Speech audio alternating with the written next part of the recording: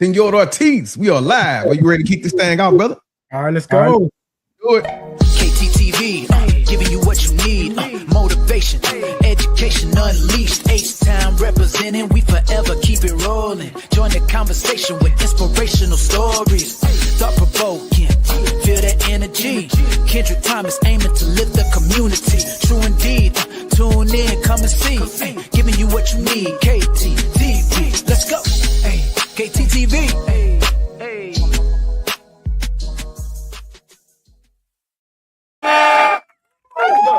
What do KTTV? This is KT, and I am back with my co-host, JoJo, baby. Administrators Podcast. Look, y'all, I ain't gonna lie to you. Some days it be hard, man, because we try to do our pre-taping on a Sunday, and then sometimes we be out on a Sunday, and then you say, well, we'll get together on a Monday, but then work be crazy on a Monday.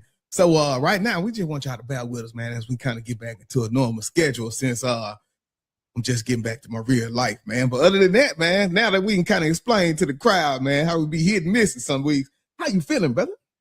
You know what? I'm feeling really good because we got 1 week before the break, man. And it has been one heck of a semester. Look, man, and you know what they say, we still, well, at least we got to get to halftime, man. Golly. So look, man, I don't know if we talked since then. We may did, but playoffs came out. Man, Notre Dame was not in there. I just want to know how you feel, brother. What you think? Well, I think, let me start off by saying you got to win the games you got to win. So okay. I don't want anyone thinking that, you know, you lose 2 games beginning of the year and then you win 10 in a row by 30 points. Let me add, you win 10 in a row by 30. But I think what any Notre Dame fan is mad about, including myself, is the fact that for 6 weeks when the playoff rankings came out, they always had Notre Dame ahead of Miami. And not one time during those first initial 6 weeks. Now, let's remember, Miami beat Notre Dame game 1 in Miami with a freshman quarterback for Notre Dame, a new defensive coordinator, and they lost by 3 points. So, not to make an excuse for a loss is a loss, but if they were ever going to put Miami ahead of Notre Dame in the playoff rankings, they should have done so when they first came out. But I think what really got everybody mad was the fact that BYU played in their championship game, got blown out, and got kicked out. And Duke won the ACC championship, but they didn't get put in. But their number one criteria for keeping Alabama in there was, we don't want to penalize someone for playing in the championship game. Yet they did it to BYU and they did it to Duke. And so for them to keep Alabama in there with their 3 losses, I feel Miami and Notre Dame should have gotten in over Alabama. And so I think that that's what caused the uproar with Notre Dame leaving their bowl game, because they were mad about the fact that you've made all this money off of Notre Dame, being the fact that you had this playoff system. Notre Dame was in the playoff system. You're having to show, and now all of a sudden you kick them out. And Miami and Notre Dame, neither one of them played a game, but yet Alabama got beat down by Georgia. Yet they kept them at number 9. And so, do I necessarily agree with the not playing in the bowl game? When I heard someone break it down for me about the money that Notre Dame makes or generates for the television outside of NBC, and what they generate for ESPN and the ACC, because ESPN got SEC, ACC, ABC, all that on lock. And so Notre Dame was like, you know what? No, we're not going to play at all. So to make any money off of us. And it would have been a great game from what I hear, them versus BYU. But, Notre Dame said, you know what, man, we're not going to go, and we're not going to be caught up in that. Will Notre Dame join a conference? I doubt it. I seriously doubt it. And if they did, I don't blame them for joining some sorry conference and saying, okay, you want me to win my conference? I'll go play James Madison every year, Tulane. I'll go one of their conferences. And then American conference. But yeah. So, I mean, I'm a little bitter because, dude, I think Notre Dame could have whooped anybody in that 10, in that field of 12. One of them things, man, everybody was shocked by that one, especially when they said, oh, yeah, no more bowl games, anything like that. Like I say, I don't dig too much into it because I'm an NFL guy, but I do know the world was pissed with I was like, man, come on, man. Yeah. Hey, well, I guess what you think about these markets, man? It's been rough out there. It's been rough. I don't know what happened on Friday, but Friday was rough. I thought we were starting to go a little bit up. Yeah. Especially when you look at the fear and greed. But I guess everybody was waiting for them to make that announcement. CPI was about a little bit the same, maybe a little bit better, but I think Friday, I don't know what happened Friday. It was bottom fell out. It is getting rough out here. I hit a few leagues last week. I hit that Affirm, man. I rinsed and repeated on that Affirm a few times.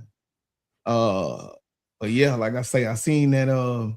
See, what happened is now I began to say in pre-market, if I see something, I go ahead and kind of look, wait for it to go up, and then I jump. So the ABGO, I seen that it was already down like $20. $25 in pre-market Friday because of the earnings. And so lo and behold, I said, okay, let me get a little bounce, jump back into it. And man, that thing went down a nice little chunk. And so I really bought another put at the end of the day just to see what's going to happen tomorrow and to see if that thing going to keep on coming down or what we going to do. Right. It's an area I jump out tomorrow, but yeah, we're trying to find out. But the biggest thing, man, is a lot of uncertainty out here. We just getting caught up with the job numbers, so we'll talk a little bit about that in the news, kind of what the horizon looks like for next week. But other than that, it's a lot going on, man. So the money is retracting. Well, man, what we'll do, let's take a quick break, and then we come back and get into some news, man.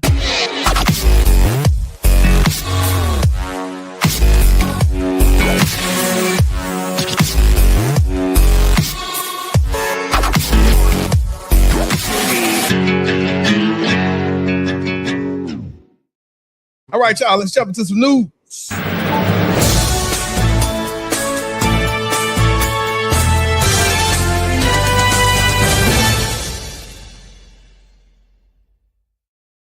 All right, in today's story, we are talking about kind of jump to next week and what we got going. According to tradingview.com, big shouts out. Jobs and inflation data are coming, plus Lennar, General Mills, Micron, Nike, and more stocks to watch this week from Barron's.com. So last week, equities performance diverged last week after investors got the rate cut they wanted from the Federal Open Market Committee, or the FOMC. And despite the Federal Reserve Chair Jerome Powell attempt at a hawkish press conference, traders see more rate cuts in the year ahead. The Russell 2000 index, the small cap benchmark, hit a record high Thursday and closed the week up 1.2%. Small caps are more sensitive to interest rates, and the potential for a dovish new Fed chair could herald a new dawn for small caps, which are lag behind their large cap brethren's performance by more than 7 percentage points annually over the past 5 years. What to say? Normally, Wall Street can take it easy after the December FOMC meeting, because it's usually the last big macroeconomic event for the year, but not this year. According to Barron's, this week, investors will get an update on both the labor market, which has been weakening, and inflation, which has stubbornly stayed above the Fed's 2% target. This tension is what has left the FOMC deeply divided, with dissents in both directions at the last two monetary policy meetings. Because I remember it was one person said they wanted to go cut by 50 basis points, and then you had some of the people saying 0 basis points at all. So I guess they met in the middle, which is how we got the 25% basis point. So what we'll do, let's kind of look at what we got for this next week coming up. And so Monday, which tomorrow, the National Association of Home Builders released the housing market index for December. The consensus call is for a 39 read, 1 point more than in November. Readings less than 50 indicate that home builders are pessimistic about single-family housing market in the next 6 months. Well, 39 is less than 50 according to my math. So it looks like we got some people out here. Lenore reports their fourth quarter fiscal 2025 results. And it says the BLS releases the jobs report for November along with the partial October data that was delayed by the government shutdown. So I want to say, Jose, and correct me if I'm wrong, but this week we will just be getting caught up, and now we will be getting real-time data. I want to say the last 2 times we got data, it was delayed data that was coming out from it, but this is going to be what's happening in real time, if I'm not mistaken. That's correct. Okay.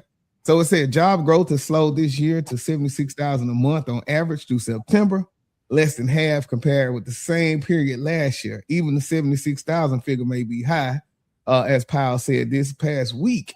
By the April through September jobs data might have been overstated by 60,000 a month. What? That's crazy. So Wednesday, we got General Mills, Jabil, and Micron to hold conferences to discuss their quarterly results.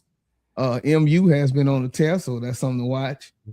Accenture, Birkenstock, Centos, Darden Restaurants, and a few more others looking at FedEx in there too, because just trying to see what's happening with them. I think they've been under a little pressure. The Bank of England is expected to cut its key interest rate by 0.25%. Meanwhile, the ECB is expected to leave ears at an unrated change. And then Friday, we got Conagra, Lamb Weston Holdings, and Paychecks. The Bank of Japan announces its monetary policy. They're expected to hike its benchmark. So that could be something to watch as well.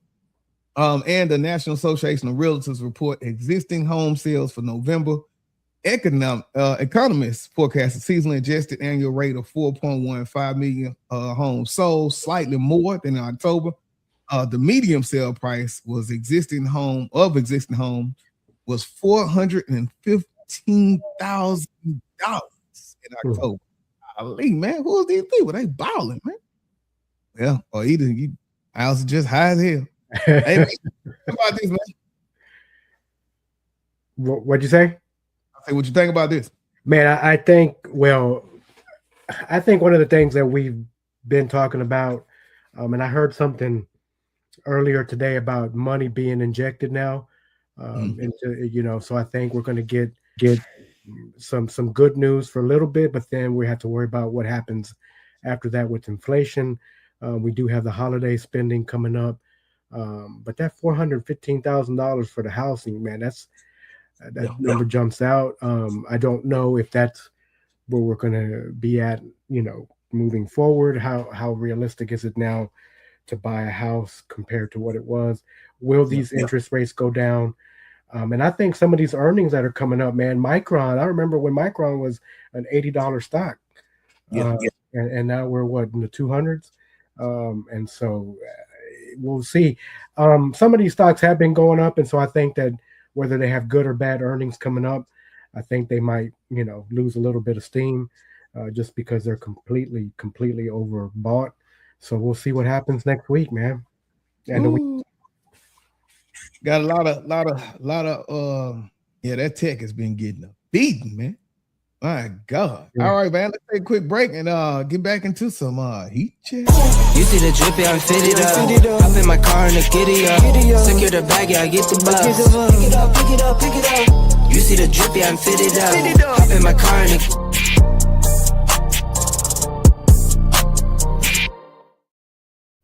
heat check.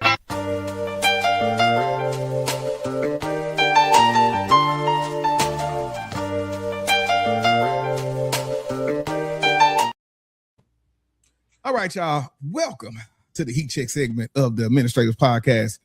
This is where we take the temperature of the market so you know exactly what's hot, what's cold, and what needs to stay off your plate. For real. Yeah. So I guess the first thing we'll look at is our fear and greed index. So let me see if I can share this real quick. I don't know why I stopped the sharing. It's crazy. Hold up, let me find this here, and we're gonna share our fear and greed index because it's crazy out in these streets. And as you see, we are sitting on a fear greed index. Now remember, fear pushes the price down, greed pushes the prices up. When fear is high, you get discounts. When greed is high, you get danger. Educators know this rule. So emotions drive our behavior, and the market works the same way. So what we need to do, when the heat is low, you scale in. When the heat is high, you protect your pockets. And where are we at right now? We are at some fear, but I want you to kind of look at where we were. So the previous close was a 46. We had made it into some neutral. 1 week ago, we were at 38. 1 month ago, we are a 34. And 1 year ago, we were a 47. So we still are around the same place as we were last year. The only thing is the fear is growing, right? And so I would definitely say, I don't think we're sliding, because you got to think we were here. I thought we was getting ready to push over here, but not so much. So we're right here, but this is not saying buy, but this is saying things are at a discount. Buy this dip, right? Don't go all in, but it still start putting a little, because while we still have some room to get over here and get back to extreme, you just never know what will happen, especially when we got this data that's coming out, man. What you think about this fear and greed index, Jose? I think if there are people been, even the last time we came on and the time before that, I think we've had a couple of shows now where we were in extreme fear. And if people were listening, we said to buy some stuff. So if you collected anything between the time, a couple of times that we've been on now, when we were in extreme fear to now fear, you've made a little bit of money. So like KT said, it's time, if you want to protect it, or if you want to nibble here, nibble there on something else, just in case the bottom drops out some more, because the bottom was gone down on Friday. So we need to anticipate a reaction either way. Mm-hmm. Just keep in mind, if we get a full steam of ahead either way, whether we're headed toward that greed or headed toward that extreme fear, just to be cautious on the amount of money that you have in, because they always say cash is king. So you may want to be ready to jump in, but you got to protect that money. Because remember, money's your biggest asset. Yeah, cash is a position. The biggest thing I've learned is, where are you buying that stock at, right? So you got a lot of people that will buy here, but then you got some people who will choose to go all the way over to the greed, and that's where they start positions.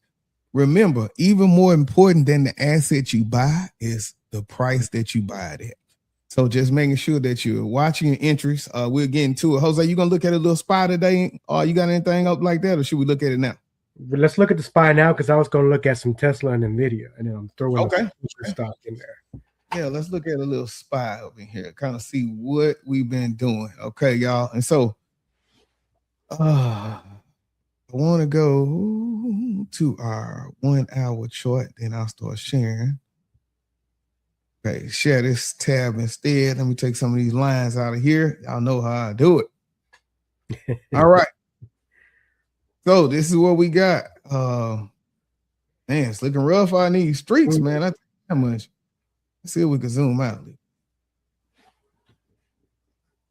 Damn. All right. So now this is what we got for our SPY. And as you can see, it's been some rough times in Ridgemont High. A little bottom right there. And ever since then, we have been on a tear. But let's look at what's been happening though. So right now, this is our 1 hour chart. Matter of fact, I'd even come out of 1 hour chart. Let's go to our daily. Go to our daily chart. All right, man. So Jose, what you seeing in this thing, man? So if you take a look at this, if you notice where we ended, we had a little bit of a drop off, but SPY has been, coming back. We were touching 680, 690 Yeah. And so we had talked about SPY before, where we were starting to, if you see where all that red is, right toward that line, that dark gold line, you can see where it's almost a V-shaped recovery, but it's something that we had talked about. We had talked about the steady decline of the SPY and how now we've got this jump. Now, the difference was that on Friday, for some reason, we lost momentum, but I think that was just everybody had anticipated the news. They came out, and now since we had been up, we had a reason to go back down, and people were taking profits. So I see this as can we get a continuation of the SPY from where we were at to where we've gotten in a little bit of a, uptrend that we've started. So that's what I see as far as what we're going to be looking at, the SPY, different levels of getting in if we make it, but definitely keeping an eye on the momentum going forward that we had going into Friday. Yeah. That's what I see. All right. And while we are here on our daily chart, let's kind of look at some numbers. So I told y'all I always like to chart this thing in real time so y'all can kind of see. Well, what I said I'm going to come do is put a yellow line at the end of day on my last 1 day chart. So that tells me where we're going to test. All right. So then I come over here and I look inside of my lines that I made. And so my rule of thumb is I try not to buy in the middle. Either I'm waiting till we get right here. So I'm going to put a alert right there, or either I'm going to wait till we get an alert right here, and then I'm going to make a decision. But sometimes you got to pop out that thing, right? But what's telling me right now is look what's up at the top. My 200 is way up here. So that automatically tells me we could be heading to a downtrend. I want to go as macro. Let's go back up to this 1 hour chart. So now when we look at our 1 hour chart, right? Look what happened when we got to that line. That's why I keep these lines. Right? Look what happened when we got to that line. Bounce. Right there. What happened when we got close to that line? Because remember, it doesn't necessarily mean it has to be like figurative at this line, but look, we still got to push. We still got to push right there. So that tells me that when we get down here, some people have been supporting it. Even when we look at the last hour of the market, we still have some buyers come in at the end of the day, right? So that will be something we're looking at. I really can't do too much charting outside of this because a lot of it left is going to be in my pre-market. But if we wanted to do something quick, let's say we can go back to our 1 hour chart. And so let's look and see where we got some lines here, right? So, man, I know this is definitely one. We'll chart right here. And that's where we got a little support that should be happening. Kind of look at that one. We go back up here. Got something. Like we're going to support up here. So if we break, that could be our next step. Trying to see if we fall below that line. So look at how strong that line is. Even if you go all the way back over here, December 2nd, right? December 3rd. So we really been bouncing off that line, which is a strong place to go. In the event that we don't do that line, then we're going to come back over here and we got a little bit more, and Jose, I don't know if you do it like this, man, but whenever I really want to look, I get my lines. And then anytime that we got like a little fold like this is where I'm coming, man. I'm drawing my lines right here. And so that's how we finding that support. That's how we finding that resistance to just kind of make sure that we do. And my rule of thumb is to do 3 for each way, right? But this just taking a look at the SPY, kind of seeing where we are and where we could be heading. Right now, we are around this 200 on our hourly chart. And so, yeah, right now you might want to just look and see what we got. All else fails, you kind of waiting until we get back down to 679. Because in the event that you play around here, who want to wait and hold the bag until they get all the way, right? So just kind of watch. Remember, tomorrow is Monday. Make sure you just go half in and then just kind of look and see what you got going. even on our 5-minute chart. Yeah, we still could be heading down, people. We still could be heading down. And else be here. So we got here. We got here. And worst case scenario, stop right here. Man. Oh, it's rough out here in these streets. It's rough out here in these streets. We're going level to level. All right, so that'll be it for SPY. Just to kind of get you a little section in there. Right now, something gonna definitely have to happen for us to say we're gonna be back into an uptrend. All right, next thing we got is our heat map. So let's look at this heat map real quick. Bam. Okay, so in the heat map, today's hottest sectors are what we got for the heat. Financials looking pretty good. Consumer discretionary looking good. They got some green. Consumer staples, they've got some green. That's why I want to look at that target, because some of our consumer staples and financials are coming back because we got rate cuts, all of those pieces, which tend to make our banks a little happy. Even Netflix doing something. But then when we come over here to our technology and our semiconductors, good Lord, it's no them things, man. So I don't even know what to say about these, man. But what we can see, and we always know, is there's always an influx of money going somewhere. So right now, people are pulling it out of tech. And from this map, we can kind of see where people. All right, here we go. We got action. Look, man, there's too much going on in these streets, man. Okay, man, we are back. Well, all right, hold on. What you think about that market got us? Yeah, look, I'm going to say, yeah, bro, it's trash out here. Dang. All right. Well, I think what you were saying earlier about those semiconductors, man, and I'll get into NVIDIA later on. But man, I'm telling you, that one point on Friday, it was just like, bleh, a bomb went off. Everything just went down. So, but we do got some green. I think the banks were green for a little bit, most of the day Friday. But you have a lot of the tech stocks that influence your QQQ, your SPY. And so it was just one of those, man, I remember when GE was $30. Man, this is terrible. Man, we missed that one. God. My God, man.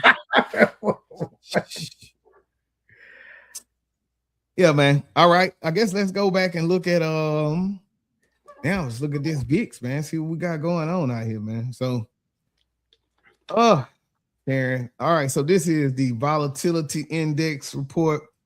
Basically just kind of showing you how people are afraid out here in these streets, how their money moving.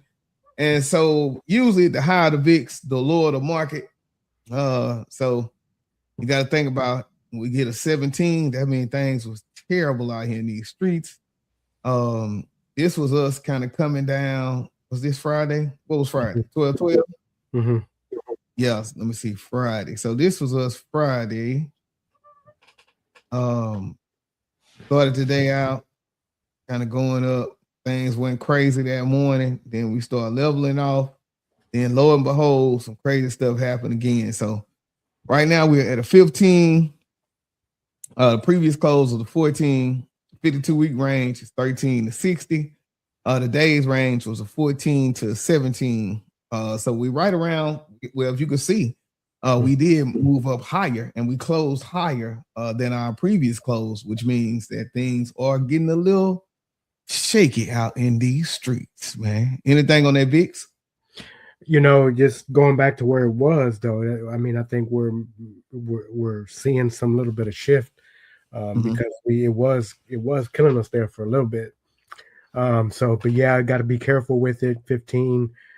We don't want it to get back into the 20s, but if it does, I think we got a good opportunity to do some nibbling.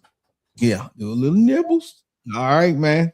Okay, I think that will do it for the heat check. What we'll do, we'll take a quick break, and then when we get back, we got that trading with Ortiz. All right, y'all, let's take a quick one. We'll be right back. You see the drip, yeah, I'm fitted up. Hop in my car and the giddy up. Secure the bag, yeah, I get the bus. Pick it up, pick it up, pick it up. You see the drip, yeah, I'm fitted up. Hop in my car and the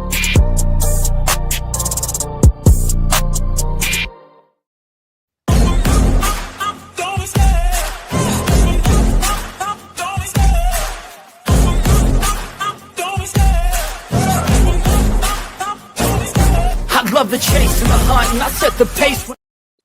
All right, y'all. Welcome back to the Administrators Podcast. This is KT with my co-host JoJo, baby. Hold up, man. We got the new sound. I don't know if people can hear it, man, but hold up. Let me see what the. Could you hear the money counter, man? Oh, could you hear the money counter, man? I can hear it. Yeah, look, man, we got the money counter out here today, man. So, usually when we go to trading with Ortiz, that's pretty much what it sounds like if you kind of listen and follow what's going on here, man. Just get to the bag, man. All right, man, what you got? All right, man, let's get this. Share my screen real quick. All right, so let's take a look at Tesla. NVIDIA first. We were talking about semiconductors earlier. We were talking about just what's been going on, but let's see what's been going on with NVIDIA. And so last time we spoke, we had hit the double bottom. We did do a little bit of movement up, not enough to take a lot of profits on whatever we had long term. But if you did play it right, you were able to take something. We're talking about what NVIDIA was not too long ago, 195, even 208. And then right now we're at 174 with an RSI of 36. And let's look at our MACD. Our MACD is about to close in. So I do see a double bottom here, a triple bottom at around a 174 where we're at now. But if you see what's been happening, we have been, going down at least $10 off the top that we had when we first bounced off our initial double bottom. And now we're going to have a triple bottom. And so I would definitely keep NVIDIA on the radar. We do have calls. We have calls all the way out through June and January of next year. So we are looking to add to any more. And just in case you're wondering, those calls for next year are 350. So we do have 350 calls. That's almost twice as much, but we got a year and we don't know what's going to happen when it comes to any news related, good or bad, for this AI push and the AI bubble. And then our other favorite stock that we always talk about is our Tessie. And if you paid attention last time, I'm going to say that one more time, KT. If they paid attention the last time we spoke and we had that double bottom right here with this long candle that started, we are now pushing 457 from where we were at around 384. So Tesla, if you made some money off Tesla, play that machine, play that sound. There you go. And then our other Tesla sound that we love to make. Oh, love, man. What? Oh, wait a minute. I took that one out. I ain't mean to take that one. Woo! But Tesla, hey, man, I lost my Tesla chime, y'all. There was a lot of hate out there for Tesla. I don't want to, it's we're pushing RSI 64, 65. MACD's at the bottom. It's going to go down. We're crossed with the red on the blue. We got a little bit of movement to go back down. I anticipate a drop to about 440 if we do continue if we go down. We have hit a little bit of a top. So we do have a double top here. 10% would give us $445 from now if we go for a while, an extended period of time. If not, expect a little bit of a sell-off, but I think once we get that RSI back to a good enough 50, we can definitely do some more buying. We also have long-term calls going out through June for Tesla. We did have some March calls, and we did have some January calls, if y'all were listening, that we went ahead and we made some money off of. But one of the stocks that we talked about a long time ago, penny stock, that is in heavily with our AI push, is Rich Tech. And so let's take a look at this Rich Tech Robotics.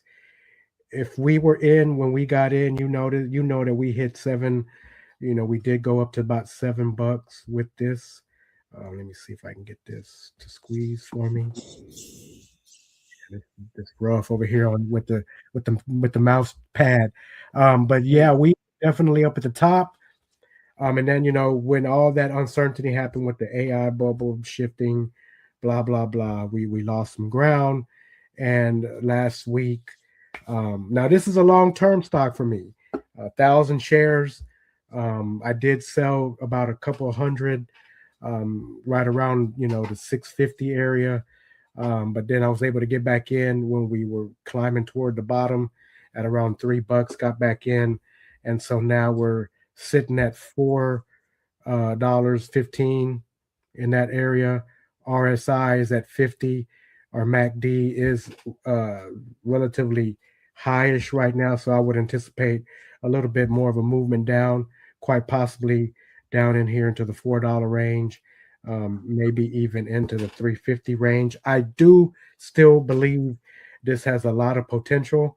So if you get in, and if you can get in at 350, that's great. If you can get in anything under 4, that's awesome. Me personally, because we do have shares, we want this to keep on going. But we understand that over time things go up and things go down. And so if it seems like we do get a little bit more of a jump, we might sell a little bit more and then come back in, like KT says, rinse and repeat.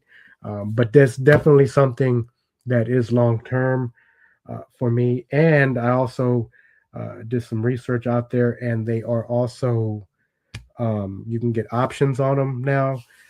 They did sign a contract to have the use of a robot. They are trying to work with Google. And so definitely something that to keep an eye on, Rich Tech Robotics. But definitely go back to that SPY if that uptrend can get there. If not, play it to the bottom. But SPY, along with the market movement, should be one of those that you're watching. NVIDIA, Tesla, and definitely this Rich Tech Robotics. Most definitely, man. All right, y'all. So I still got our highlights. And so the biggest thing about it is, if you know us, Jose says a lot about the same ones, is because it's only when you get familiar with those stocks that you really get comfortable in knowing how they move. You think about Tesla, the biggest thing, it may give you a $10 move up or down each day. So after that 10, you kind of be leery. But it's only after you trade that for so long that okay, this is what I'm looking at. We only moved $2 today. If things are showing we heading up, I still got at least an $8 more move in potential. But that's just trading it and just knowing what we're looking at, knowing those swings with your certain stocks. So do not be afraid to hang around with your same 2 or 3 stocks as long as you are getting paid. All right, man. I think that'll do it for Trading with Ortiz. What we'll do, we're going to take another quick break. And when we get back, throw some platform probing. All right, y'all. We'll be right back.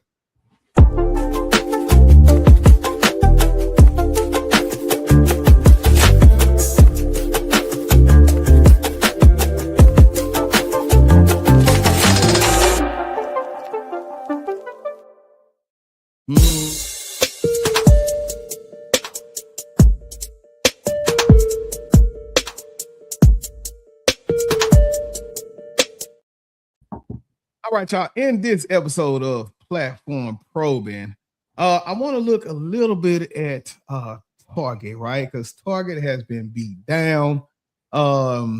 Yes, it's been rough out in these streets. So let's take a look at Target. Ticker symbol TGT. So Target is one of the large box retailers in the U.S., sitting right behind Walmart, but servicing a totally different consumer lane. So they are more curated, more brand focused, more loyalty driven. So let's kind of look at some information on Target here. So we see next earning, 86 days. Their volume is usually around 5.26 million, 30-day volume around 7.43 million. So we got a lot of people. Market cap is 43 billion. And so now let's take a look at the earnings. They got earnings for November 19th just happened. So they did make earnings. They were surprised, but not by that much. Let me see. Dividends 1.14. That's $1.14. That's $1.14, man. Man, that's over a per share there, bro. That's not bad at all, bro. All right. So now let's look at the performance. Let's look a little bit more financials. All right. So if we can look over at Target, so the reported for Q15 was 1.3. So they did miss estimates. The reported for Q2 was 2. So they was right in line. Right here, this is what we just looked at. They did have a beat, not by much, but it was, like I said, a little surprise on Target. But now, if we look at the revenue, there was a revenue reported estimate, so there was a loss on there. And not a big loss, 0.20%, but it still was a loss for their time. Now, when we get down to our technicals, right now, we're getting into a buy, but the analysts saying stay at a neutral for Target. So I want us to kind of look at what's going on with it, but I just want us to get a little background on the financials and dig a little bit. Now, let's go to the chart. And I went to my 12-month just to show you where we're at as far as our discount with Target. So we look over here. This was January 19. Target was $60. So right here was when we had a nice bounce, and this was 2020. And look where we at. Almost pretty much that same place from 2020. So that means we got a lot to go with. Hopefully, if they can turn it around. But I do know even if we just get back up to almost our 100, somewhere up in here, like, right? Because we see that we can bounce back up, but it will take a little time. Now, let's go over and look at it. Oh, let's look a little bit more into this Target. Hold on, wait. Where we at? Yeah. All right. So now, important levels that we're looking at in Trading View. Let's go and chart this thing here. And I want us to go back to our one-day chart. All right. So let's look at where we closed. So we got a 98.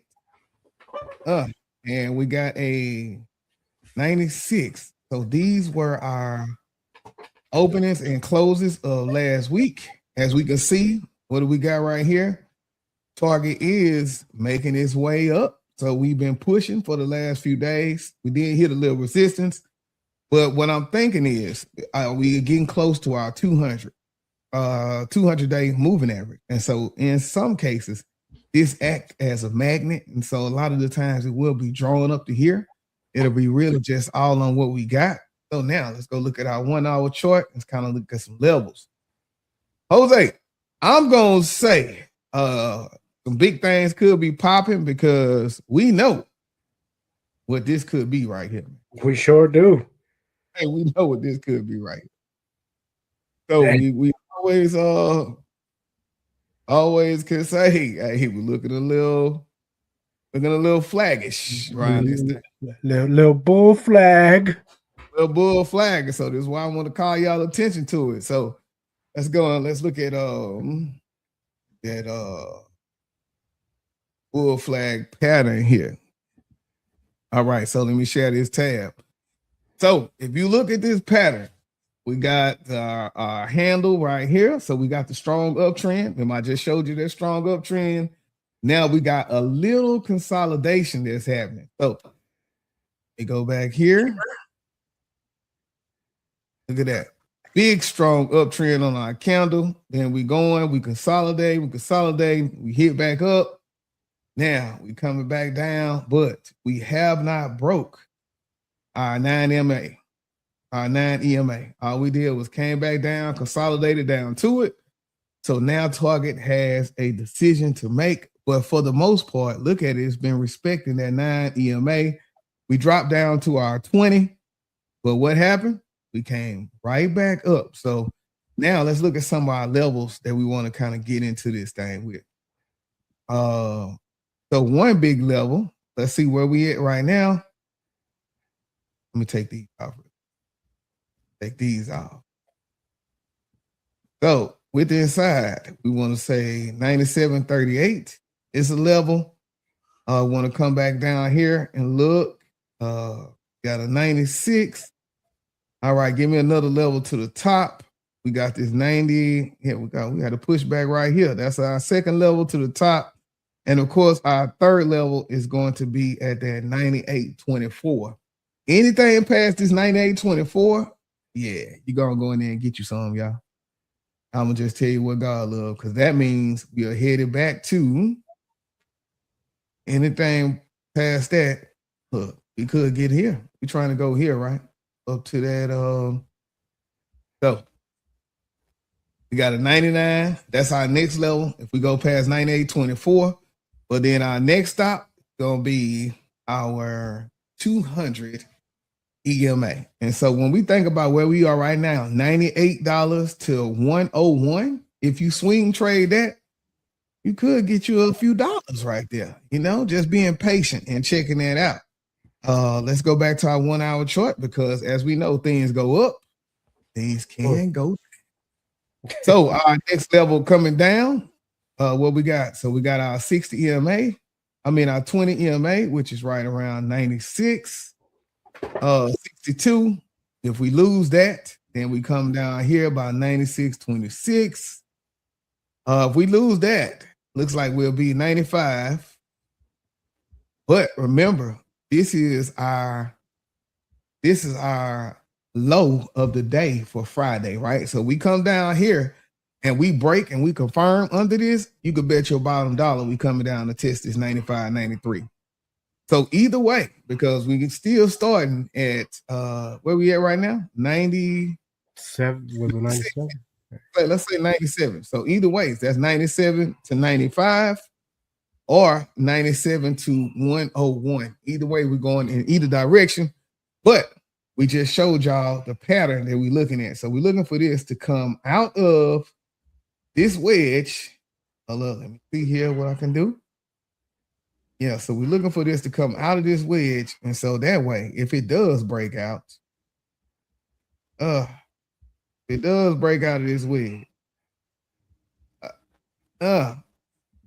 and we could have something on our head. Remember what we said? Till I can get. Mm-hmm.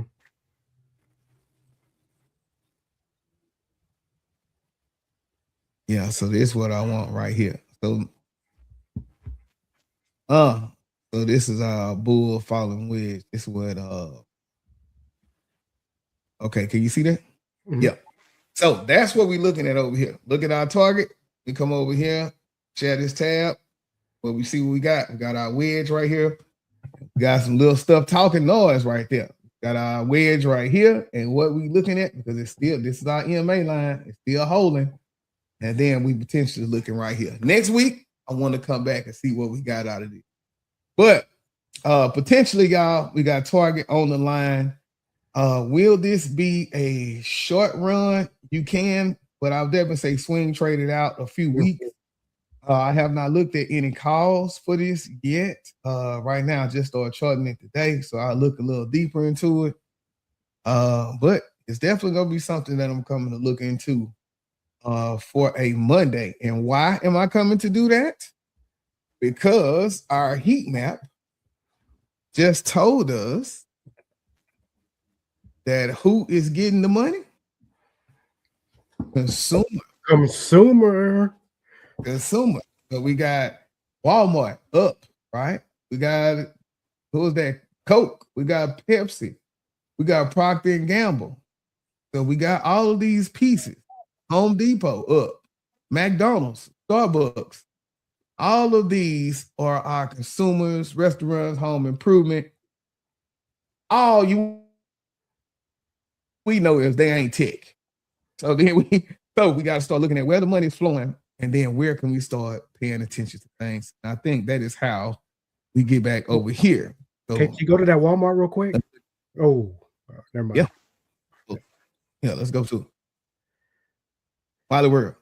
Look at that. So quick story real quick. I give the story about patience. I had Walmart calls for January of 2027, y'all, that were for $115. And I bought these back in June. And for the longest time, Walmart was making me mad. Yeah.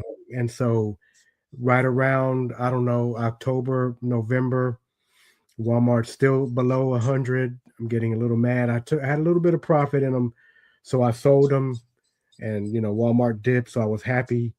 But now Walmart's killing, y'all. So patience. I didn't have it. I lost my patience. I got tired of them. I got rid of it. Took a little bit of profit, but now if I'd have kept them, woo, man, we would have had some good profit, but I didn't. So remember, moral of the day is patience, especially since it was so far off for that, strike for the expiration date. I should have held it. Hey man, they say the stock market is just a transfer of wealth from the from the impatient to the patient. Sure. They say that's how the stock market is, man. A transfer of wealth from the impatient to the patient, man. So give yourself some time, people. Give yourself some time, because we never know when things gonna move. But great companies will find their way back to the limelight one way. And also so much economics, right? You got to think about Walmart is a staple based, and when people can't buy Lululemon and they can't buy all these high dollars, they going back to Wally World. Absolutely. Which is a prime example of why Wally World was under 100, but now it's 116 because economic times are tightening. People is going to start going back to the simple things. So just double check those as you kind of go about your way. But that's why I also want to bring in that target. So just kind of look at what you got going. Look at those charts, those numbers that we looked at today. And then kind of set your plan based on some of those numbers. Not financial advice, but hey. That thing is down in the dumps. But if you go back and look at where Target was in its prime, man, Target was, let me see here. We talking about in 2022, man, 2021, Target was $269.95. That is crazy, man. All it took for them to come out and say one crazy thing, that they had too much stock, they had too much stuff, and they ain't been the same since. Right now, I think things about to turn around. All right, man. I think that'll do it for platform probing. Jose, anything else before we get out of here today, man? And I think pay attention to the news, everybody, because you never know. So quick, like a light switch, could go either way. So just make sure you're out there looking at that news and trying to keep that portfolio green. My God, I'm telling y'all, because it's all about managing them positions. If you want to hear that.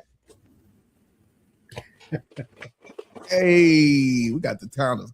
All right, y'all. I think that will do it for the Administrators Podcast.